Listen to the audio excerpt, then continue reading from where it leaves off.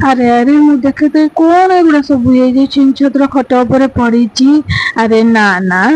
Hello friend, ଜୟ ଜଗନ୍ନାଥ। ଆଶା କରୁଛି ଆପଣ ମାନେ ଭଲ ଥିବେ। ମୋ ନୂଆ ବ୍ଲଗ କୁ ସମସ୍ତଙ୍କୁ ୱେଲକମ। ଆଉ ଆପଣ ଭାବୁଥିବେ ମୁଁ ଏଇଠି ବସିକି ଆପଣଙ୍କ ସହିତ କଣ ଦେଖେଇବାର ଅଛି ନା ସମଥିଙ୍ଗ କିଛି ନୂଆ ଇଣ୍ଟରେଷ୍ଟିଙ୍ଗ ଅଛି। ଆକ୍ଚୁଆଲି ମୋ ହଜବେଣ୍ଡ ବହୁତ ସାରା ପ୍ରାଇଜ ଜିତିକି ଆସିଛନ୍ତି। ତାକୁ ମୁଁ ଦେଖଉଛି ଆପଣଙ୍କୁ ୱାନ ବାଇ ୱାନ। ଏଇଟା ହଉଛି ଫର୍ଷ୍ଟ ପ୍ରାଇଜ ଆଉ another prize is this one। ଆଉ ମୁଁ ତ ବହୁତ ଏକ୍ସାଇଟମେଣ୍ଟ ଅଛି।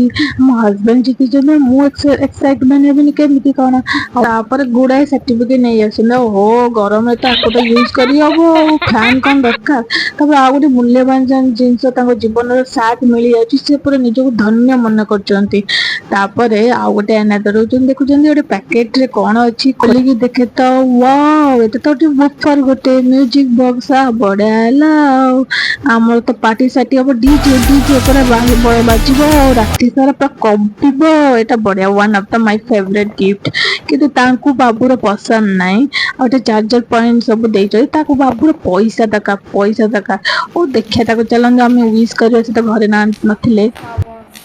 ୱିଶ ତ କଲି ବଟ ସେ ସାଟିସ୍ଫାଇ ନାହାନ୍ତି। ପଇସା ବାବୁର ଦରକାର। ଏଇଥିରେ କଣ ଅଛି, ଏଇଟା ତ ସୋ କେସ ଭଳିଆ ରହିବ। ହଉ ଠିକ ଅଛି, ଏଇଟା ତ ଏନଜୟ କର। ଛୋଟ ଛୋଟ ଖୁସି ତ ବହୁତ ଦରକାର ଲାଇଫରେ ନା।